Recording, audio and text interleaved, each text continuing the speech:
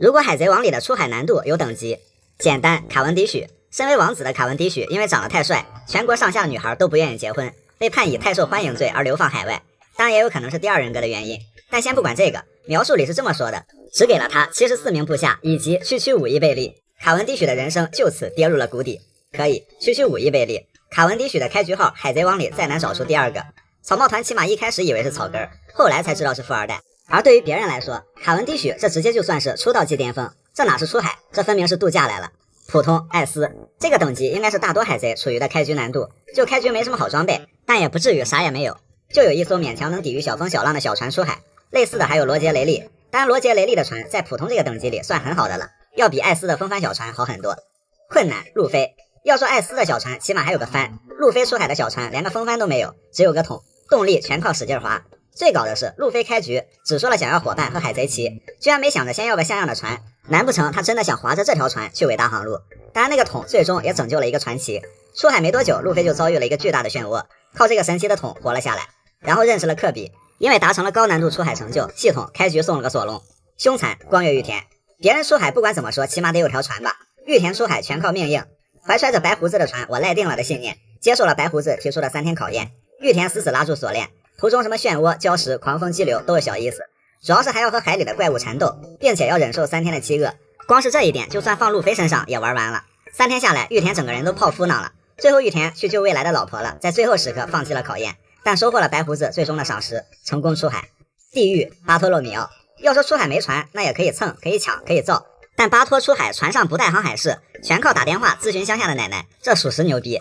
也难怪以前都说巴托奶奶是罗杰的航海士了。而且最搞的是，副船长不是战斗员，不是航海士，是个传教士，这一船人还晕船，一晕船就得吃口香糖。就这么一帮看似都开不到下一个岛就得沉船的海贼团，靠着偶像信念硬是闯到新世界，见到了自己的偶像，堪称是最牛逼的出海经历。bug 索隆，说索隆是个独立之外的 bug， 是因为早在遇到路飞之前，以找到鹰眼单挑为目的出海，然后就再也没回去过村子。最搞笑的是，后来一看索隆他这晃晃悠悠，名气没少涨，却也没离村子多远，合着是在自家门口迷路了这么长时间，有可能过了下一个路口就能回村了。然而不知道索隆是挤过家门而不入了。不管是卡文迪许的人生低谷式出海，还是晕船巴托靠奶奶征服伟大航路，总之海贼王里牛逼的出海操作是真不少。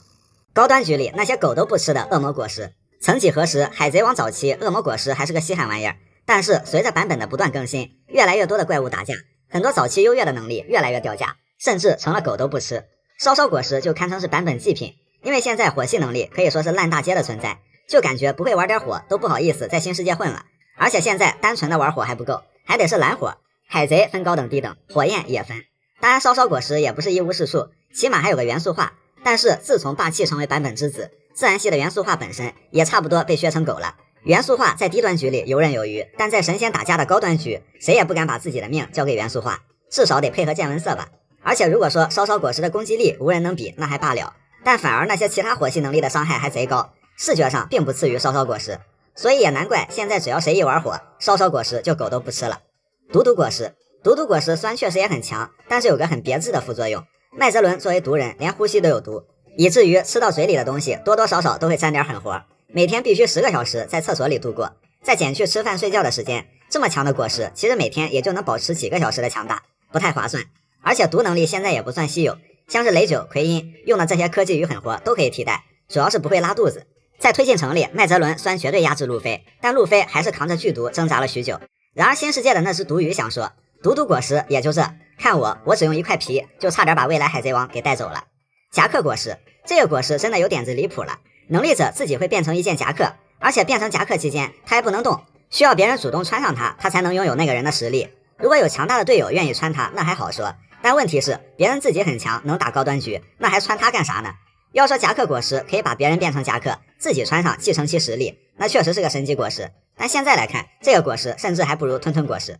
响雷果实，其实响雷果实并不能算狗都不吃的果实，毕竟响雷果实有艾尼路这个把果实能力开发到登峰造极的模板在，虽然雷电能力确实也越来越烂大街，不过响雷果实依然是极品果实的存在，只是对路飞来说属于狗都不吃的果实，因为路飞现在都能徒手抓雷电了，就显得艾尼路很呆而已。同理还有个透明果实，虽然卡普给科比挡了溪流的一刀，但是对于藤虎来说，藤虎想说哦，隐身啊，还真是个棘手的能力，毕竟在藤虎眼里人均透明果实。不死鸟果实，马尔科的能力很帅，幻兽种，高回复，确实是颗很好的果实。不过当看到吃了仰卧起坐果实的人越来越多，瞬间感觉不死鸟果实好像也不独一无二了。看皇表示，什么不死鸟？我可是从鬼岛开始死到快结束都没死透的存在，仰卧起坐到别人怀疑人生。土皇表示，什么不死鸟？马尔科打到一半就虚了，我可是从头到尾活蹦乱跳。基德、索隆、德雷克、CP0 谁也奈何不了我。整个鬼岛，凯多在上面车轮战，阿普在下面车轮战。锦皇表示，什么不死鸟？这就是我的被动。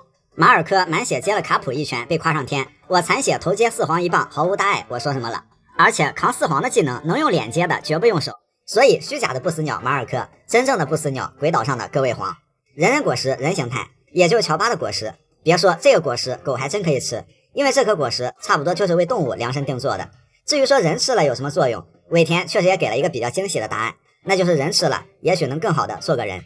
海贼王里那些令人迷惑的姿势，在海贼王里会发现有些人的习惯性姿势非常接地气，比如路飞经典的亚洲蹲。而比亚洲蹲更多见的是，很多人都有翘二郎腿的习惯，多到这都可以说是一种二郎腿文化了。很霸气的场面就是三大将在顶上战争登场的时候，赤犬和黄猿自然的就翘起了二郎腿，就因为显得不合群的青雉没翘二郎腿，所以赤犬心怀芥蒂，后来就断了他的腿。但是青雉真的不翘二郎腿吗？青雉明明也翘，腿没了知道翘了，显然青雉当时纯属就是看不惯赤犬。除了大将，其实很多人都有这个习惯，不管男的女的，老的少的，胖的瘦的，也包括草帽团众人，其姿势大概可以分为低调含蓄型和张扬嚣张型两种。要说谁最能翘二郎腿，倒还不是大将，而是罗的二郎腿才是翘得飞起，刚登场的时候在翘，躺着休息的时候也在翘。不得不说这样是很舒服，但时间长了腿容易麻。在回忆里，罗宾和罗两个人是比着翘，甚至吊在山治肩上的时候还在翘。那罗站着的时候总不能翘了吧？不，罗站着的时候也会战士二郎腿。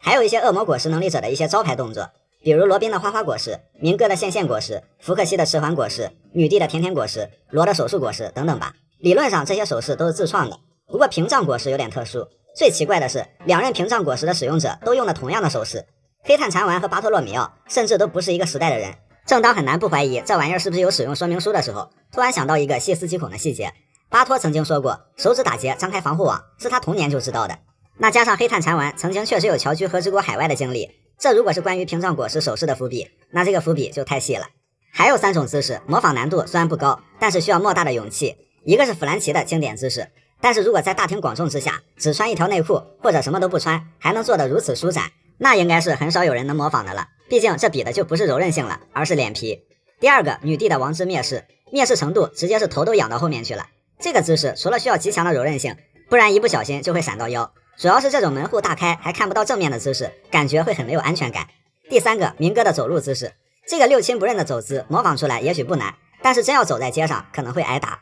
还有一些姿势模仿难度很高，布鲁克45度倾斜，这个看起来应该没有那么难，实际上不借助工具的话，很难保持像布鲁克这么规则的三角形。虽然是很无厘头的姿势，但却能帮助布鲁克自娱自乐，缓解孤独。2年期间他还尝试过把难度提高到40度，但好像失败了。路飞用脚鼓掌，用脚鼓掌倒是不难，但是路飞这招还有进阶版，在表达兴奋高兴的时候，路飞就会扶着什么东西小蹦起来，而且2只脚掌要合十连续蹦跶，这个好像真的挺难的。萨博的龙爪拳，食指和中指并拢，无名指和小拇指并拢，尽可能的张开空间，而且手指还要向下弯曲，模仿出龙爪的形状。做不出来这个姿势，刻意模仿的话，感觉手都要废了。维奥莱特的手势，他使用登登果实的手势，不得不说很反人类，2只手摆出类似 OK 的手势，然后还要将手翻转贴到眼睛上，除非拥有路飞那种可以随意翻转躯体的橡胶体质。索隆的3刀流奥义需要把刀给转起来，而这个牛顿看见也得默默躺回去的姿势，甚至难倒了真人剧。因为索隆是用手指转笔一样转刀的，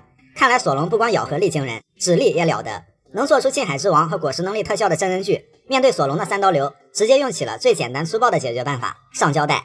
山治的踢击串烧，这个姿势首先需要一字马的功底，当然一字马通过训练可以获得，对山治来说更是基本功。但是串烧这个技能的发力很诡异，是战士一字马，然后还要在空中旋转，像转子一样向下攻击，同时稳稳落地后还保持王子的优雅，可以说是模仿不了一点。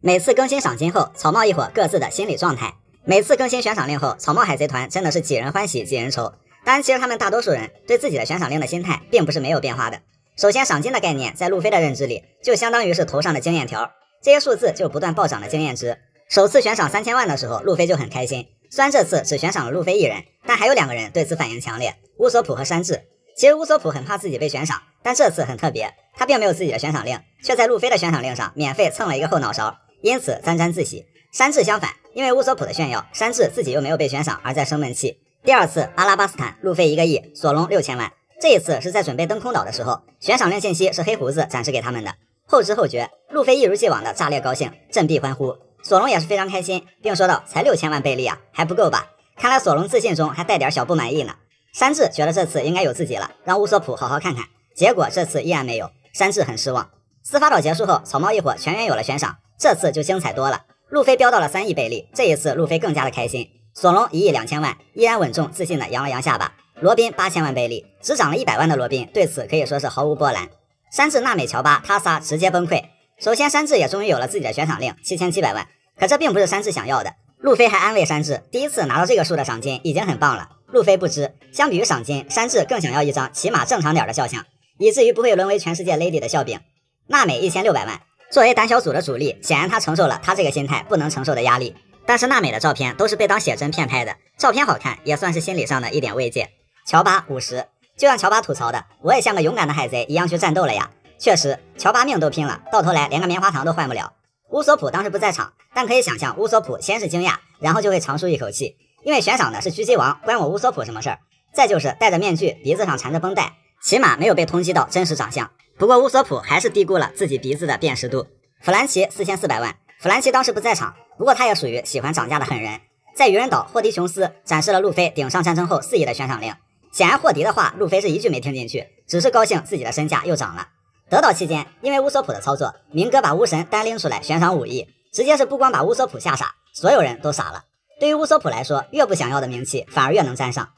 不过想必山治的心态会和之前完全不一样，他能猜到只许活捉里面的危险端倪。蛋糕岛之后，路飞和山治的赏金更新，不过最被搞了心态的是路飞，不再是一如既往的兴奋，因为少数了一个0，以为自己的赏金降了，差点丧失了对冒险的信心，就等于是辛辛苦苦练起来的号说封就被封了。还好船上有时数的。不过海军可是差一点就掌握了兵不血刃打败路飞的诀窍。山治的3亿3000万赏金，那必然是过年了。但是呢，好消息赏金比索隆高，坏消息名字前面加了文斯莫克，可以说是悲喜交加了。和之国结束也就最新版悬赏，路飞4皇加30亿的悬赏，这表情显然尼卡后遗症还没有消失。乔巴暴涨10倍，但他的心态很复杂，虽然涨幅最大，但总感觉和伙伴的差距越来越大。娜美这一次心态倒是不怕了，因为财迷的最高境界就连自己的赏金都眼馋，再涨的话怕是要去自首领钱了。布鲁克虽然年轻时就被悬赏了，但还没见过他的反应，看来他也对赏金上涨很高兴。弗兰奇的悬赏令第一次是自己，第二次是弗兰奇将军，勉强说得过去，这一次直接就是桑尼了，悬赏自己的悬赏令，赏着赏着自己人没了，弗兰奇心态濒临崩溃。乌索普这一次是怎么也高兴不起来了，因为涨得真的扛不住了，民歌版悬赏令已成现实。罗宾和索隆是从头到尾最稳的，罗宾是完全没有在关注自己的悬赏金，而是在专心为乔巴棉花糖。索隆稳重之余还不忘嘲讽山治，这下好了，7号之外又有了4号的外号。盛平除了有点懵逼，倒也很平静，毕竟元气无海。山治嘛，他的悬赏令真的是没有一次能让他好好高兴一次的。不过倒是期待这一次山治的照片有没有变，帅气一点的话，那兴许还能平衡一下心态。海贼王里那些大佬小时候的样子，海贼王里的一大特色就是很多大佬都有相当完整的人生经历和童年状态。首先罗杰海贼团里有2个小可爱，红太狼和巴基次郎，2位也是如今大海上响当当的4皇。巴基和小时候的变化不是很大，红发外在变化比较大，当年的他还没有后来的冷峻和霸气，更多的还是孩童时期的可爱单纯。罗杰团还有2个宠物，猫腹蛇和犬蓝，他俩如今虽然是佐屋的2位老大，当初被玉田救了的时候，差点和小时候的和松一起，他仨被人当怪物烧死，看起来也是挺可怜的。后来跟随玉田从白团偷渡到罗杰团的时候，就大了许多了。白胡子海贼团，马尔科虽然是船医，但他小时候在画海图，看起来非常好学且全能。小时候的乔兹块头就很大了，经常在街上偷东西解决生存问题，别人还拿他没办法，因为他跑得太快了。这个在后来顶上战争中也有表现。双刀流剑士比斯塔从小开始练习剑术，练习的也是西洋刀，不过那会儿还是1刀流。乙藏出生在舞蹈世家，家道中落后，只能和弟弟菊之城在大街上跳舞维持生计，忍受过许多冷眼。出生在混乱国度的白胡子，小时候已经是孩子王了，靠着体魄和实力缴获了许多武器财宝，甚至还有玩具。唐吉诃德家族明哥团的人大多童年时期都挺惨的，明哥自己不用多说，这里面大多数人脸上都挂着彩，不是刚揍了别人，就是刚被别人揍了。尤其是乔拉，看着就能联想到一个从小热爱画画的孩子，逐渐被现实打败，无奈去当海贼的辛酸故事。猿王下七武海，小时候的慎平就已经开始刻苦练习愚人空手道了，慎平也是愚人街混出来的，经常是遍体鳞伤。鹰眼也是自幼练习剑术，那时就已经拥有樱木般锐利的眼神。莫利亚小时候手里拿着一个僵尸玩偶，并且开心的将其肢解，看来莫利亚这个恶趣味打小就有。女帝小时候显得有些呆呆的可爱，颜值方面也从小底子就可以。老沙是这里面打扮的最板正的，而且小时候的老沙长相很清秀，说老沙是女儿身也不是不敢相信。熊小时候手里的书还不是圣经，而是一本单词本，砍柴的路上也不忘看书。明哥小时候就已经展露放荡不羁的气质了，这一看大概就是刚刚查价回来。小时候的黑胡子看起来好像也是有什么委屈，不过他确实拥有不用睡觉的神奇体质。超新星小时候表现出来的特质，几乎也就是他们今后的走向了。阿普音乐家，罗医生，基拉喜欢吃意大利面，德雷克的父亲是一名原海军，贝基的黑帮爱好，霍半仙的塔罗牌，波妮从小就能吃，基德的机械玩具，乌尔基留着和尚头。海军本部，路飞的气质无疑就继承了爷爷卡普。小时候的卡普一手拿铁管，一手扛宝箱，骑着一只老虎，他俩头上还各有一个包。战国小时候好像就有了统帅气质，从小就爆炸头，显得非常老成。然后三大将，黄猿从小看起来就是个乐天派，但他非常好学，是个学霸，后来担任了海军科学部队统帅。赤犬戴着正义的帽子，拿着刀，似乎刚经历过战斗，小时候应该就对海贼苦大仇深了。青雉也非常落魄，小年纪就背起了行囊，拿着酒到处流浪了。莫利亚海贼团，霍古巴克也是从小就展现了医学上的天赋。阿布萨罗姆小时候非常瘦弱，想要变成像狮子一样强壮，结果后来他就变成了强壮的缝合怪。辛朵利生前是一个舞台明星，看来他很小的时候就在舞台上表演了。佩罗娜小时候也是非常可爱，那会儿的库玛西还是只真正的活的宠物。草帽大船团，这里面最搞笑的就是巴托洛米奥，他小时候好傻，不过巴托手里拿着一个中奖的签儿，原来他从小的运气就爆棚。然后就是熟悉的草帽海贼团，在一张大彩页上有过草帽团成员和自己小时候的对比，很特别，里面的他们自然也是非常可爱。不过小时候最可爱的感觉是罗宾，安静机灵懂事还有点呆呆的，所以海贼王里对很多人的童年进行补充，堪比强迫症一样的存在。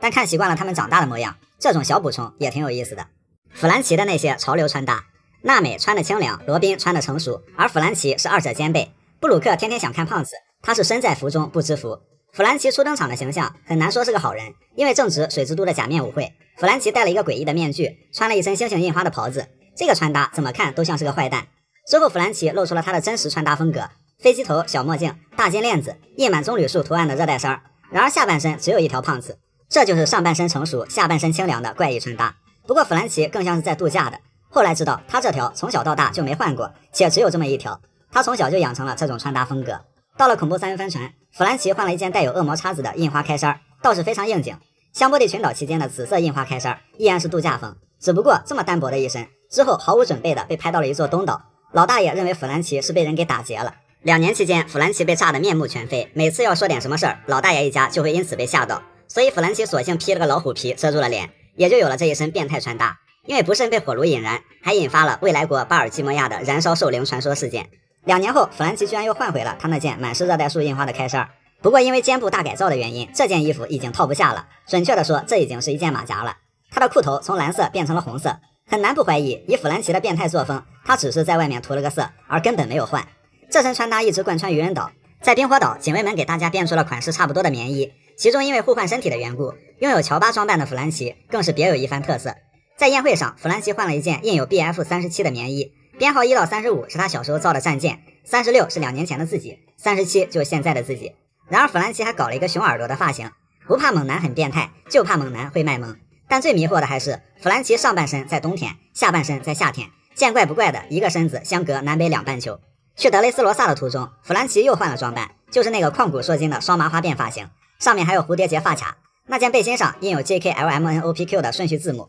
但唯独把 JK 放大，一股变态的气息扑面而来。弗兰奇德岛和佐乌的穿搭其实还是很帅的，德岛的黑西服红底裤，中途换过大炮头，和塞纽尔上演硬汉对决。佐乌的大背头加一件暗绿色短袖，上面的 HT 代表亨胎变态，大概就是我是变态，自我感觉良好的意思。和之国的弗兰奇有3套穿搭，一个是开始伪装成和之国木匠，传统木匠服，上面写着港友2字，就是那个跟熊猫人一样无处不在的木匠老头，早在第1卷就登场了。第2套是武士装扮，一直到和之国结束。第3套是穿插在中间的，由小锦服装店提供的百兽海贼团维京特色装扮。在去弹尖岛的途中，弗兰奇换了2套衣服，一套是带有铁士字样的背心，并且腰间还挂了一把刀，还有一套是熊耳朵棉衣，这个款式似曾相识，在冰火岛罗宾也穿过这种可爱的衣服。然而最惊讶的倒不是弗兰奇穿裤子了，而是他既穿了裤子又穿了鞋，好违和。要知道，在东岛的时候，老大爷要给瑟瑟发抖的弗兰奇一条围裙，都被弗兰奇以有辱自己变态之名拒绝了。看来在科技乐园里，男人的浪漫是足够有诱惑力的。虽然在主线里，弗兰奇很有可能就没换过裤头，但在剧场版里，弗兰奇的短裤好像根本换不完。强者世界里，不管是星星印花的还是纯色的， Z 和黄金城里面就是主打一个猛男配骚粉。狂热行动开始，弗兰奇好像在努力把自己打造成某种角色。狂热行动先是一套工匠造型，后是一套斯巴达勇士造型。而 Red 的剧场版，弗兰奇直接把自己改造成了大音响，身体上还有各种接口。之后是墨西干、面罩、铆钉、朋克元素，这一系列还是相当炸裂的，越来越不像人，正是弗兰奇所追求的。以上这些都非常不错，因为一眼看上去就是变态。当然，弗兰奇还有2种特别的穿搭，一个是弗兰奇将军，这也算是弗兰奇非常炫酷的穿戴设备。还有就是跟罗宾的一些迷惑穿搭，像德岛宴会上就他俩穿了相同款式的背心，还有扉页里也经常搞事情，也难怪他俩经常传出绯闻了。弗兰奇的这些不正常穿搭加上百变发型，总是能给人一种要说多好看这算不上，但却过目难忘的感觉。所以弗兰奇也是草帽团里穿搭风格最骚气的存在。海军本部真是个神奇的地方，这里有追着海贼王满世界跑一招教育员大将的中将，也有不管上司下属还是隔壁部门的人谁都能怼他2句的元帅，有顶上战争先当逃兵后点投降，但2年后依然飞速升官的未来海军王，也有2年前谁也打不过，但2年后谁也打不过的新世界连贵王。有位海军靠一招铁拳从海军本部打到新世界，也有一位海军靠一招铁块从海军本部挨打到新世界。顶上战争打得惨不惨烈，不同的海军将领给出了不同的答案。只看赤犬，海军打得血流成河；只看黄猿，海军打得游刃有余。另外再看青雉，海军这边的网速好像还有点卡。又看战国，开大2小时打了1秒钟。再看卡普，卡普差点从海军英雄变成海贼英雄。海军和推进城组成了一个迷惑的闭环，毕竟推进城跑出去的人太多了，堪称是主线加剧场版 BOSS 供应商，而海军又负责抓回海贼，一加一减等于海军啥也没干。推进城表示，求求你们海军别再抓回来了，真的关不下了。海军表示，求求你们推进城别再让人跑了，真的抓不过来了。在香波地群岛，德雷克马上就要被黄猿一脚开飞的时候，德雷克好像在说，麻烦轻点，其实我是海军，咱自己人。黄猿说，那巧了，我还是要开飞你，因为我是革命军。海军海贼堪比无间道，而且卧底们混出来的地位都不低。维尔哥海军中将，德雷克凌空六子，克拉松明哥亲信更不用说，这帮人天天催老大收网，说自己快扛不住了，因为再不收网，自己都快混成这里的老大了。海军这边出重大任务的时候，经常派一帮老头老太太去，这显然是给了一些勇士可乘之机，个别不法年轻人甚至会嚣张的把船直接靠上去欺负他们。其实海军本部就是职场现状，赤犬就是那个全公司最较真的，在大家都不认真的地方比谁都认真，那赤犬只能被所有人演了。黄猿就是来混工资的，到点下班，并且在各种人情世故中混得游刃有余。青雉也很躺，但躺的方式和黄猿还不大一样，青雉是上一会儿班就翘了，不是去睡觉就是骑自行车去了。藤虎就像是刚进公司个性十足的有志职员，敢跟领导赤犬互喷，连赤犬也拿他没办法。绿牛显然平时嘴上奉承大领导们的好话说的比谁都漂亮，这也许是他升职的原因，因此他连赤犬都不太放在眼里，但是一遇到事儿的时候就整个垮掉。战国就是无官一身轻，当元帅的时候身不由己，退休之后完全换了个人。虽然大多海军将领的正义理念各不相同，但是当他们面对培养了大半个海军本部的责法森 C 的时候，那是无比统一，一个比一个打得猛。赤犬下的令，黄猿动的手，青雉修的坟，责法的3个好学生，还有一帮中将看的戏，只有责法和路飞一个海军一个海贼看对眼了。原来海军本部都是虚假的门徒，只有路飞才是真正的学生。曾经以为七武海是海军的专属打手，但后来很难不怀疑七武海制度到底是在给谁培养打手。原来这个制度如此高瞻远瞩，海军旧将必属精品。老沙顶上战争救了路飞甚平，鹰眼成了索隆的师傅，熊根本就是自家叔叔。罗不仅救了路飞的命，2年后还变成了同盟。女帝为了路飞更是连海军都照踢不误，现场认卡普爷爷。甚平现在直接是草帽团成员，巴基也曾和路飞一起并肩作战。明哥虽然没有那么亲切，不过明哥的操作给彻底废除七武海这事儿添了最后一把火，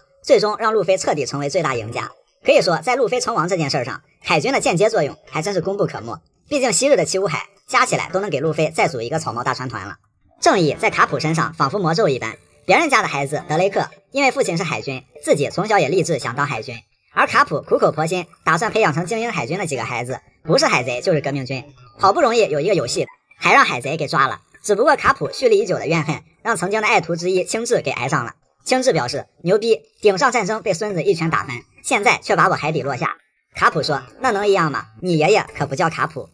海贼扯淡，虚假的黄泉果实布鲁克因为他只死过一次，真正的黄泉果实萨博前前后后死了3回。第一次是小时候出海被天龙人击沉，萨博后来想跟路飞说，听说你到处跟别人说我死了。第二次是世界会议后，死讯满天飞，萨博后来想跟摩根斯说，听说你到处跟别人说我死了。第三次阴谋毁掉了露露西亚王国，当时又让人提心吊胆。萨博想对海米说，哎呀，一不小心又死了，别怕，基操，每次革命军有动作之前，都得先把我弄死一次，已经是传统节目了。所以明哥在推进城里看的新闻是不是 fake news， 由他自己判断，但是萨博死了这种新闻一定是假新闻。山治的烟，红发的酒，无上大楼梯上再走一走。尾田虽然不经常把人给送走，但是这三样堪称是海贼王里的杀人罪魁祸首。天赋无视，体质无视，血统无视，版本无视，沾上那就无了。一开始四皇们被海军描述为恐怖凶恶的海贼，结果后面一看，一个是为了救小孩丢了条胳膊只能四处卖面子的中年大叔，一个是病入膏肓依然为儿子们着想的厚重慈父，然后是一个心心念念想要打造一个种族平等的国度并舍身奉献的伟大女性，还有一个是即便学生们调皮捣蛋出言不逊也依然贯彻学不会不准走倾囊相授的好老师。这四个的作为听起来哪个像穷凶极恶，所以这是虚假的四皇。但后来的三位新晋皇帝体现了什么才是真正的四皇，一个是认认真真当反派，没有一样坏事他不干，把真海贼的作风体现得淋漓尽致；另一个是发布了800年来从未有过的悬赏令，反向通缉海军，并已经对海军造成了实质性的伤害，逼迫2位七武海成为其手下，野心数一数二的运气王；还有一个是顶上战争暴锤亲爷爷，蛋糕岛搅乱船员的婚礼，光天化日之下殴打一位年迈的老阿婆，之前更是痛打恩师，这才是穷凶极恶的真四皇。赤泉表示，真是世风日下，如果可以，真的想回到从前，宁愿被白胡子多捶2拳，那起码主要是腰子疼，现在是天天气的浑身哪儿都疼。路飞能将身边所有人都变成朋友，鹰眼曾评价路飞，他有这片大海上最恐怖的力量。其实还有一种同样恐怖的力量，那就是赤泉。在顶上战争中差点被白胡子锤死都没人上去帮忙的团战奇迹，对此请赤犬先生发表获奖感言。好，赤犬先生对此无话可说。路飞每次清兵的时候呢，都会有人很没面子，因为路飞总会有意无意的用击败前 BOSS 的技能清小兵。击败老沙的橡胶暴风雨，路飞在司法岛直接用来清兵。老沙表示，撒西不利归撒西不利，咱可不带撒西不利一段时间，你他妈直接用这招清兵的。把陆奇打得半死不活的橡胶 jet 机关枪，到后面只用来打一些路人角色，而且还造不成太多伤害。陆奇说，我很没面子，那还无所谓，主要是铁块这玩意儿的神奇程度是不是又大大提高了？因为对比下来你就感觉用铁块扛伤比肉身硬吃甚至更疼。打败明哥的4档后来让路飞不是用来清克利架的饼干，就是清兵拆船。明哥笑了，呵呵，不用想，又是篇假新闻。打败凯多的尼卡形态，加强后的陆奇上来就能与其对拳。凯多表示，别看草帽小子像白痴，可没人比他更懂怎么侮辱人。路飞最船长的时刻，路飞平时有时候会很白痴，有时候也会被全团人欺负。路飞很多时候在伙伴面前不会摆船长架子，但路飞依然是草帽团的队魂，因为当路飞认真的时候，就知道路飞就是那个不可替代的船长。路飞为了伙伴可以倾其所有，为了伙伴可以改变航向，甚至调转船头。在克西亚村，阿龙一伙的凶恶不绝于耳，可路飞依然在娜美说出了路飞帮帮我后，选择和阿龙一伙死战。在水之都，路飞并不在乎他所要面对的敌人是谁，他依然闯入司法岛。听到罗宾为何而离开的原因后，路飞说终于知道罗宾的敌人是谁了，随即让狙击王烧穿了世界政府旗帜。在罗宾说出我想活下去后，路飞坦然一笑，罗宾的敌人就是我们的敌人。在佐乌面对即将与凯多作战的巨大压力下，这个节骨眼上当然不能节外生枝，可他依然带人去了蛋糕岛。听到山治说我想回到桑尼号上后，路飞很开心，这一切都值得，死也要带山治回去。其实印象更深的是，路飞在听到雷九道出山治的难言之隐后，路飞直接就说，如果哲普老板有危险，他可以调转船头回海上餐厅，因为他们也是自己的朋友。当时看到这段话真的是起鸡皮疙瘩了，因为路飞真的会这么做。只有伙伴说出肺腑之言后，路飞才会倾其所有，即便不跟自己走，起码也要一个理由，来日依然是伙伴。这就是路飞很聪明的地方，也是他身为船长的魅力。路飞虽然真的不会开船，但其实船舵一直在他手里，在关键时刻，路飞也会保持身为船长的觉悟。在给微微一拳的时候，在让娜美闭嘴的时候，在把东西搬出梅利号和乌索普决裂的时候，在骂罗宾笨蛋罗宾的时候，这些事儿表面上看都是情绪，实际上却都是责任和担当。就像路飞说的，好沉重。索隆说，是啊，可这就是船长，如果你都迷茫了，我们该信任谁？好在路飞并没有迷茫，在和乌索普打架后，很快就投入到了拯救罗宾的行动中。在火烧梅利号的悲伤后，也很快开启了例行宴会，因为冒险还在继续，总是停留在悲伤的过往才是可悲。可是即便船长也需要经历，也需要成长，直到亲眼看着艾斯死在自己面前，这似乎是路飞最痛苦的时候。但在被慎平打醒后，路飞意识到伙伴，自己还有伙伴。之后的路飞重整旗鼓，向伙伴传达新的信号后，立刻投入到了2年的修炼中。为了我的伙伴，我只有不断变强。2年后，路飞可以平静地说出艾斯死了这句话，相信此时已经没有什么可以阻挡路飞身为一个船长需要不断带领大家前行的信念了。路飞打架很猛，可很多时候不只是莽这么简单，他让索隆山治先带罗宾走，自己单挑时任海军大将的青雉；他让罗先带受伤的索隆下去，自己留在鬼岛屋顶单挑凯多；他让伙伴先赶往目的地，自己把卡尔拽进镜中世界单挑。虽然路飞被卡尔暴打，但还是让娜美打碎了所有连通的镜子。路飞压根就没有想过自己怎么出去，只想大家可以此时免遭袭击。路飞艰难地挤出一个傻笑，说自己一定会赶在你们面前到。伙伴们还在天真的高兴，只有慎平看穿了一切，这场战斗不会那么容易。然而这就是船长的担当啊！路飞很清楚自己想要什么，他首先是一个海贼团的船长，而不是英雄。虽然路飞这一路上一直在做好事儿，但他自己也不希望别人把他做的事儿看得很高尚，因为路飞做的好事儿基本都是以伙伴或者朋友为出发点。简而言之，就是自己想做他才会去做。推进城越狱，顶上战争，挑战海军权威意味着什么？这完全不在路飞该考量的范围内。开着宴会，吃着肉，自由快乐的海贼而已。因为当英雄实在太累了。路飞的拳头只为自由和伙伴战斗，路飞的船只为冒险和梦想起航，而这恰恰才是真正的船长。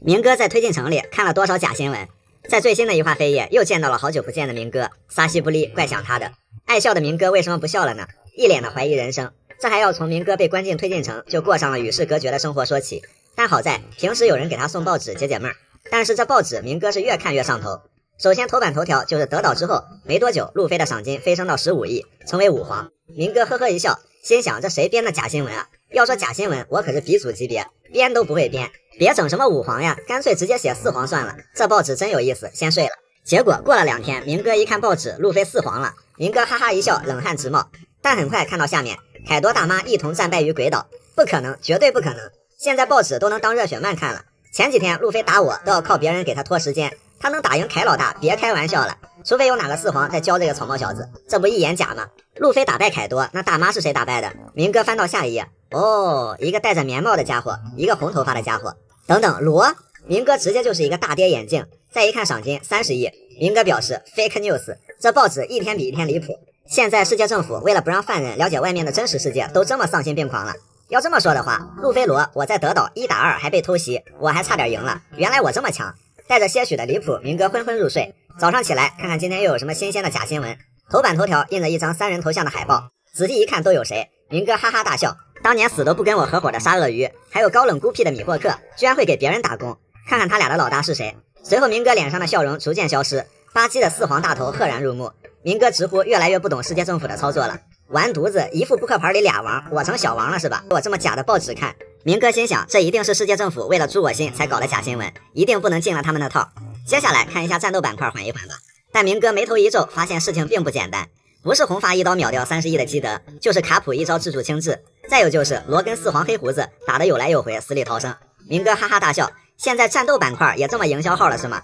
以前的新闻都是动不动几天几夜的打，现在一刀一拳就解决了。明哥表示，我是看出来了，这玩意儿就是推进城狱警写的同人小说，一眼假。下一页是萨博在马利乔亚搞事的一些战斗细节被进一步披露。萨博等革命军队长不仅救走了熊，还毁掉了飞龙之蹄标志，破坏了粮库。萨博腾虎，听到这俩名字，明哥再也笑不出来了，瞬间感觉死里逃生的是自己才对。看来我鸟笼里面当时可真是关了不少大人物啊！原来当时在外面打太极的这2个，哪一个都能拿捏了自己。但仔细一想，明哥又笑了，这报纸天天都这么假了，我会信？明哥心想，继续，我都要看看你们还能编出什么更离谱的假新闻给我看。明哥合上报纸准备睡了，此时报纸里掉出一张十字工会发布的悬赏令，55颗星，赏金55亿，悬赏海军英雄卡普。明哥默默地说了句，你们牛逼。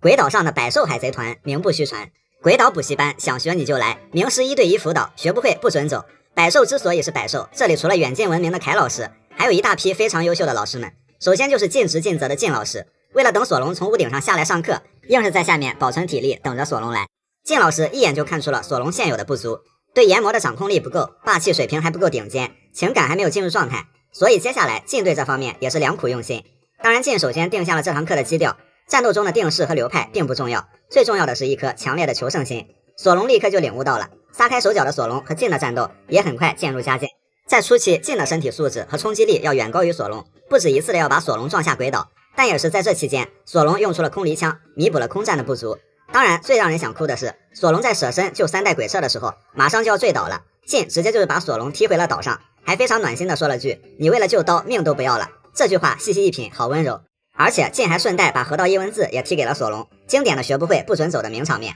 晋为了让索隆了解到自身霸气的不足，还专门敞开双臂，让索隆练练手，明白自己哪里不够好。结果不管是研磨还是河道一文字，都不能破防晋。也正是晋的如此的引导，索隆的内心情感才进入了状态，不仅能驾驭了研磨，还被激发出了霸王色缠绕。随后晋老师故技重施，复习了一下之前的错题。这一次索隆没有被晋的刀缴械，而是弹开了晋。在索隆变成了一个崭新的自己后，晋老师非常欣慰，倾囊相授，下课。另一边是因材施教的奎因老师，作为加治的前同事，他非常了解杰尔玛，了解三治，所以在奎因绞杀三治的时候，那是体罚学生嘛，显然是奎因良苦用心，他在帮三治激发体内的潜力。奎因老师的方式果然很有效。那接下来三治的不足是斗志不够强烈，心魔过于严重，学习过程中非常迷茫。结合这一点，奎因老师非常聪明，以毒攻毒，不断提到杰尔玛来刺激三治，还趁着三治迷糊打了女人，让三治以为是自己打的。三治的2大雷区被彻底踩爆，三治冲散了心魔，抛弃了战斗服，斗志到达了顶点，魔神降世，破碎一击，终结了奎因。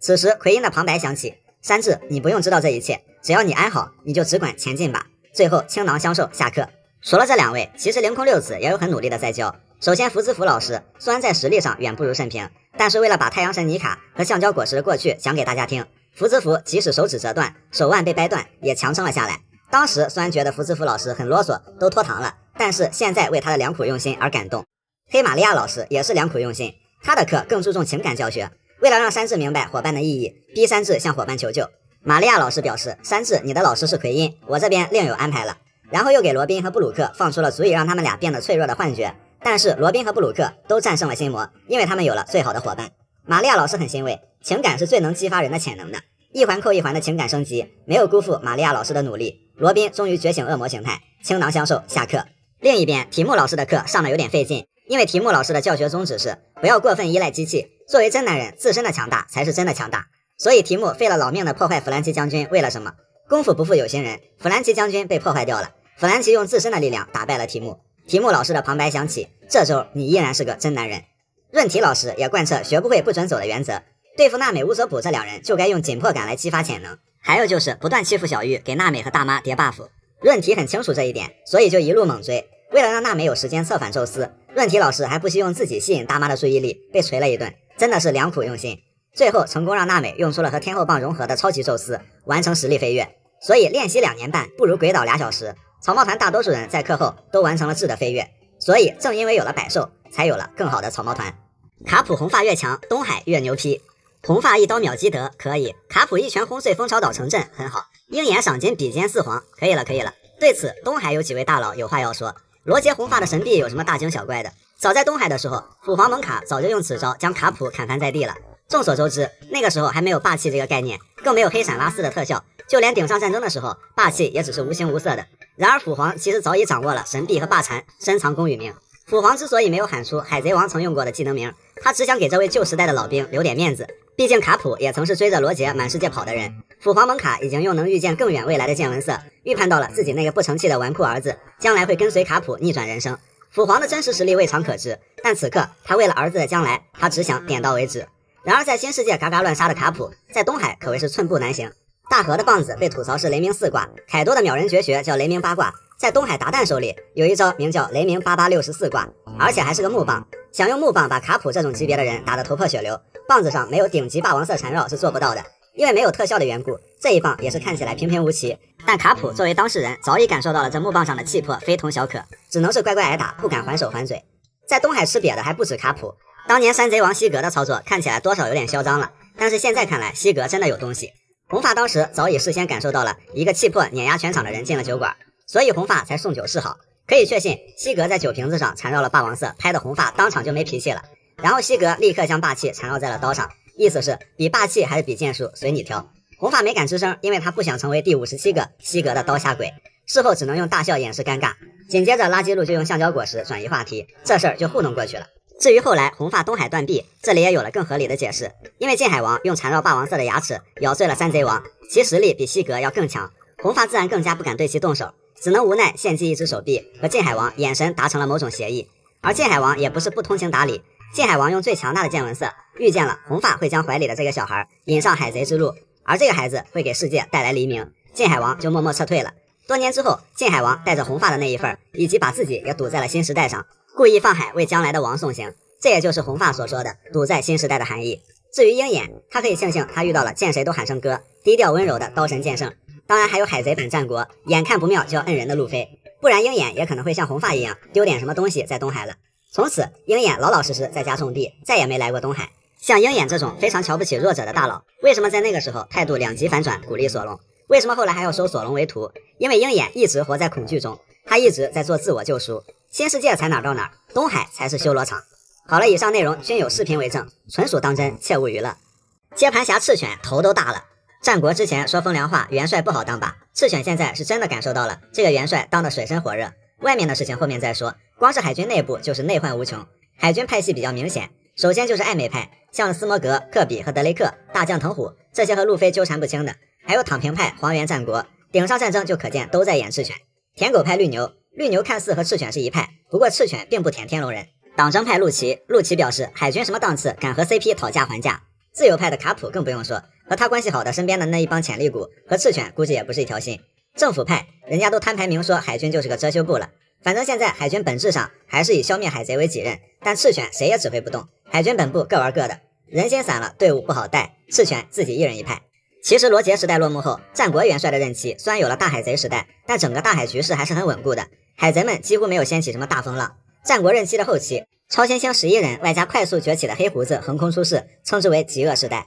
顾名思义，这一波人是前所未有的恶。然后就是顶上战争后，大海格局暗流涌动，战国一看局势不对，马上就跑了，留了一堆烂摊子，赤犬当了这个接盘侠。现在外部环境才是赤犬最焦头烂额的，在处理七武海的问题上基本烂尾，海军想逐个击破，结果人家抱团了。女帝这边有雷利守着，巴基攀上了2个大爹和4皇平起平坐，反正用赤天使完全取代七武海的计划算是破产了，而且已经撕破了脸皮，没有回旋余地。海贼们大暴动，开始黑吃黑，黑胡子团和罗团交手，红发摧毁基德团，各个地方打的是真热闹。一方面来看，海军仿佛是坐山观虎斗，想鹬蚌相争之力，但是这些头部海贼已经摊牌野心了，目标都是拉夫德鲁 One Piece， 这样只能是越打越乱，赤犬怎么管？管不了。所以相比海贼消灭海贼，海军更想要的是制衡，但是现在完全不存在了。革命军大搞事情，世界各地革命的火种开始爆燃，萨博引导了8国革命，加冕炎帝，世界最凶恶的罪犯和他蛰伏酝酿多年的家底儿，终于要揭竿而起了，这恐怕不是海军一家能轻易拿捏得了的。黑胡子和青雉的问题，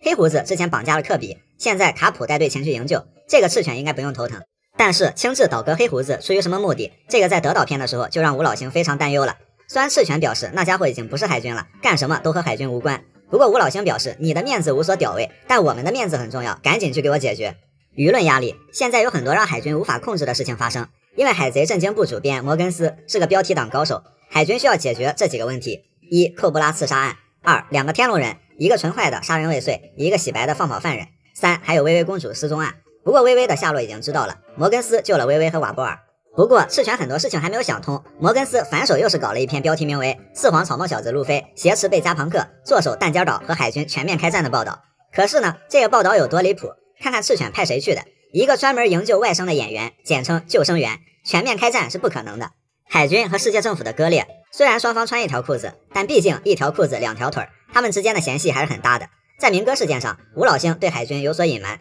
和之国事件上 CP0 和德雷克大打出手，政府跨过海军办事儿已经是常态了。在弹尖岛事件上，赤犬已经郑重命令陆琪先按兵不动，等海军到了再说，千万别和路飞开战。但是陆琪显然没有听赤犬的，闹了半天陆琪还和草帽团合作了。海军现在和 CP 真的可以说矛盾重重，无法配合。现在来看，赤犬对下指挥不动，对上狗血淋头，对内力所不及，对外焦头烂额。赤犬真的想说，这破元帅早知道不当了，生气干。那些拿正经果实玩恶趣味的人，海贼王里有为恶趣味而生的果实，比如荷尔蒙果实、透明果实，懂的都懂。还有一些果实明明是正常的，纯属是本人有那么一点点恶趣味。手术果实的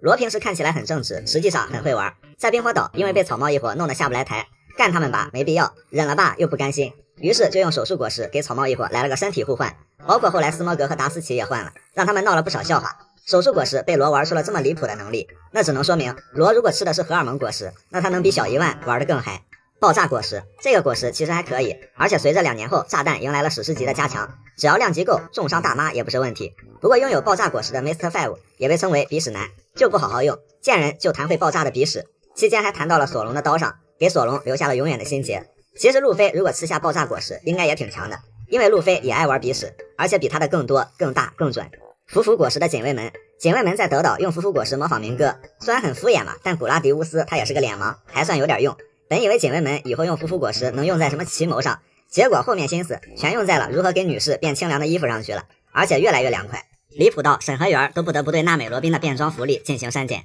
病果实的毒 Q 能力就是可以让人染上疾病，差不多就跟他这个病殃殃的状态一样，看起来没什么很奇特的。但是毒 Q 还能用出一个很迷惑的能力，会改变人的基因，让人变性，且会传染。互相接触的话，那大家一起愉快的变性，这个倒是可以用霸气解除这个病，没啥实际用处，就是纯纯的恶趣味。不过后面请务必把这种恶趣味用在草帽团身上。龙龙果实古代种万龙形态的奎因，和弗兰奇一样，奎因看起来也是个变态，因为他也有一些整活发明。不同的是，奎因结合了自己的果实能力，像是能把自己的躯体发射出去，四肢留在原地，果然是分头行动啊！怎么着，这是欺负人类没见过恐龙是吧？那留在原地的身体还可以当炮台，并且是声控的，非常智能。只不过声控有 bug， 搞得奎因每次无意间提到万龙发射器，就会被自己的身体给疯狂开炮，而且还没开2度。类似这种果实名字听起来很正常，但总会有一些迷惑的功能存在。怎么说呢？恶魔果实也无奈的表示，别误会啊，在整活的可不是我。